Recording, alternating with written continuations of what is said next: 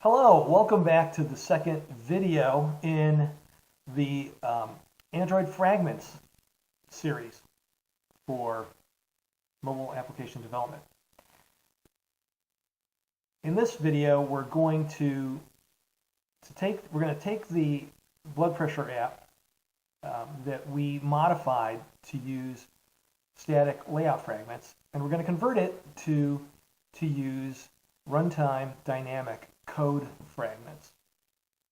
Okay, now I'm going to redo something I did in the last video because there was an earlier version of that last video that didn't include modifying the code to handle rotation, or at least to preserve the field contents on rotation.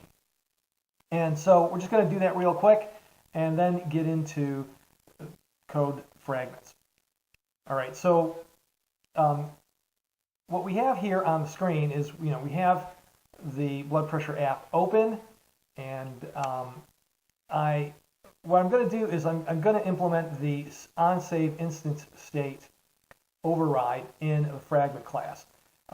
Handling or preserving field contents on rotation is done in fragments the same way it is done in activities, with an onSave instance state override.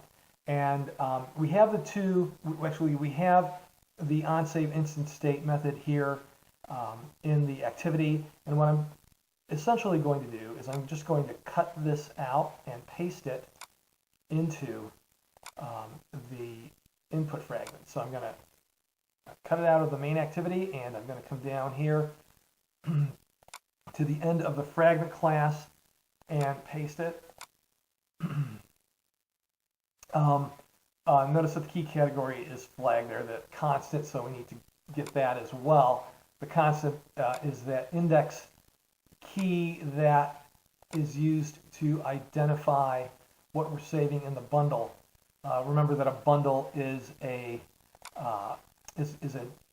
dictionary or map data structure. Okay, so we've got that in there, and that clears up that problem. It's complaining about this protected keyword there. onSave instance state is protected in the activity class, but it is public in the fragment class. So we just need to change that to public. And we need to do this one last thing. We need to take the code that checks when the activity is restarted and determines whether to retrieve the data out of the bundle if there is indeed a new bundle and the activity has been restarted. So I'm just going to take that bit of code and cut that out as well. I've got a spurious letter there. Okay. And I'm going to take that and come over to the input class, and I'm going to put that right after the wiring up logic in the onCreateView method of the fragment. And I'm just going to paste that there. And that is going to handle the preservation of the upon rotation. So I'm missing a semicolon somewhere. Where might that be? Oh, got some spurious characters in there. Get rid of those. Great. So now when we run this, the fields will retain their contents. We'll do a little demo here to make sure that code works properly as we expect it. Okay, so I'm just going to enter in. Oh, that's right. Got to make sure focus is on the right window here. 20, and let's say 95, and we'll diagnose, and that looks correct. Again, there's nothing showing up in the follow-up recommendation fragment because we need to implement fragment communications, which we will do in the next video. We'll check the rotation here. This is what we're going to test, and sure enough, all of those fields are preserved. We rotate back, and those fields are preserved. Great, so now we're up to speed with layout fragments. We're where we need to be to begin to modify the code for runtime fragments. And the modifications aren't that great or large. We just need to do a couple of modifications to the layout file, and then we will make some modifications to the main activity. We don't need to modify the fragment code at all. The fragments remain as they are. So, so I'm going to click here on the main activity fragment that has the portrait orientation, and what we're gonna do with runtime fragments is we're going to remove those static layout fragment keywords or tags. We're not going to remove the tag entirely. We're just going to replace the fragment tag with a holder that we will then refer to in the code as to the destination of the fragment we want to place there. So a good holder is a frame layout. So we're going to replace fragment with frame layout, all right? And we do not need to refer to a specific fragment class within the XML tag anymore, because we're going to arbitrarily place whatever fragment we want in this particular input fragment here that's identified by its ID. So I'm going to delete that, and I'm going to do the same modification to the output fragment. I'm going to make the fragment holder a frame layout, and I'm going to delete the reference to the class name. And I'm going to do this, make sure this is saved, and I'm going to do the same thing to the landscape variation. I'm going to change the fragment to frame layout and delete the fragment class reference. And again, oops.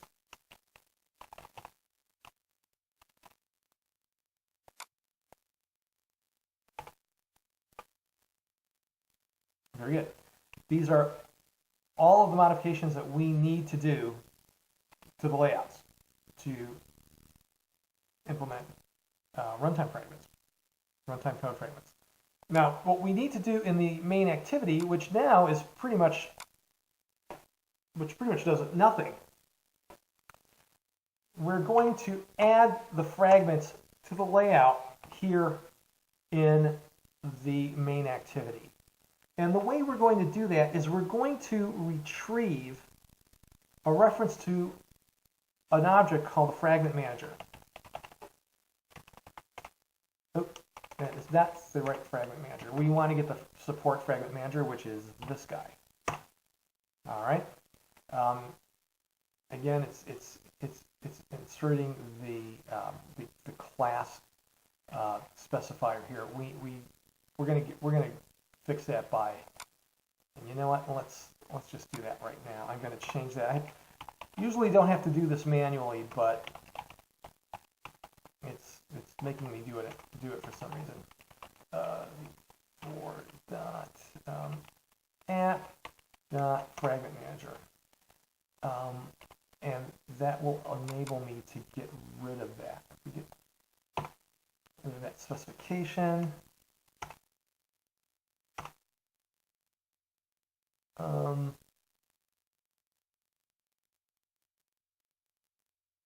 We just need to delete that one. Great. Oh, okay, and then I think we can get rid of that now. Yes. Okay. And we're going to, this is a local variable. And we're going to get the support fragment manager. This is a API call which returns a reference to the fragment manager, which we will need. And Fragment Manager gives us a bunch of, well, it gives us the ability to perform transactions which enable us to add, replace, and remove fragments dynamically at runtime. Okay, so now that we have a fragment reference, we need to make sure that that the placeholder that we want to put the fragment in is currently on the layout of this particular activity. We need to determine that it's there. And so the way we're going to do that is we're going to use find by ID, find view by ID. So type in find view by ID, and this first fragment that we're going to add is to the input fragment. And if it is there, if the ID, if the view is not null, we know it's there, and we can then place the fragment there. We're going to instantiate a new fragment.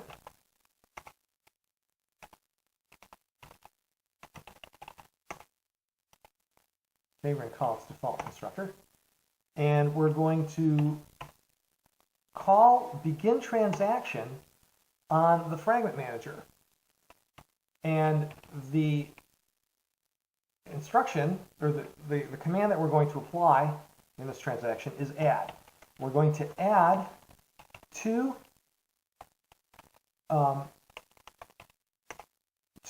this placeholder the input fragment that we just instantiated, and every transaction must end with a commit. All right. And now we're going to do the same. This adds the input fragment to the screen, and it adds it to that first placeholder that we established in the layout file. And now we're going to do the same for the output fragment. We're going to make sure that there is a placeholder for the output fragment.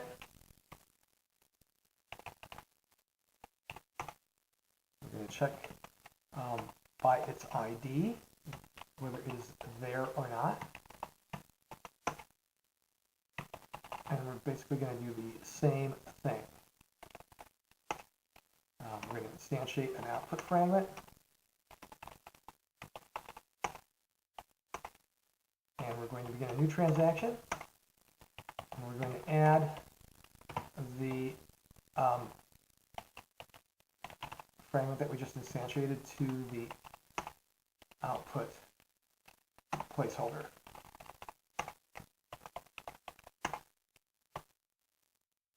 All right. Now, that's really all you need to do, except for one last thing. We don't want to recall. One of the things that the Fragment Manager does that is kind of out of the pattern here with activities is it does not necessarily destroy fragments upon rotation, even though the activity may be destroyed and recreated. The individual fragments are not. So what we need to do is we need to prevent recreation of the class and readdition of the new fragment objects. We continuously recreating fragment objects and placing them on the screen. So we only need to do it once.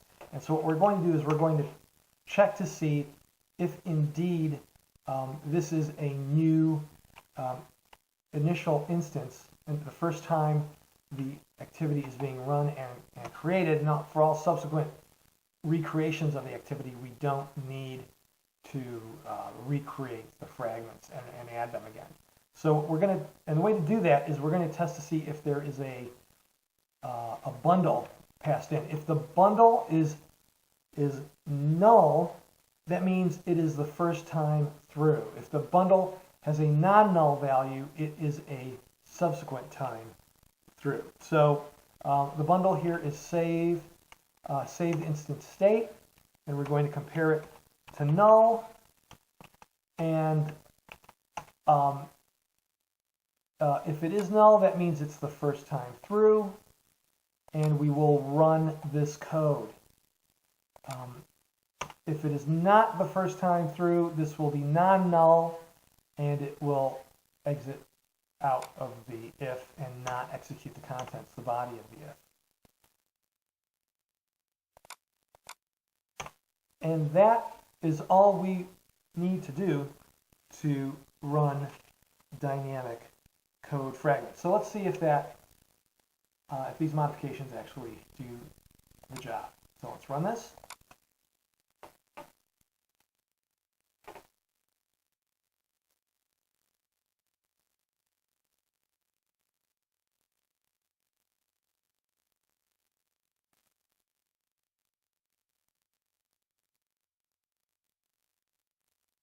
All right, so far so good. The 2 fragments have been added in portrait orientation. And let's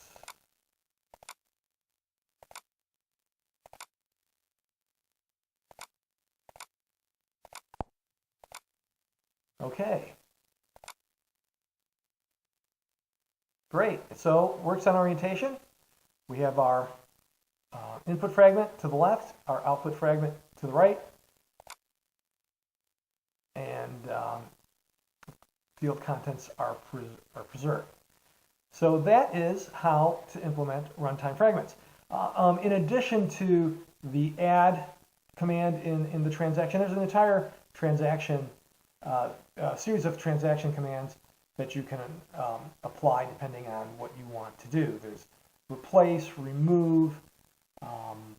Those are the 3 big biggies, and there's even more. Just look, look up fragment transaction in developer.android.com for more information. Okay, so one of the things that's missing, that's glaringly absent here, is the follow-up recommendation. And in the next video, we're going to implement fragment communication and make sure that this field gets properly updated. Thanks for watching.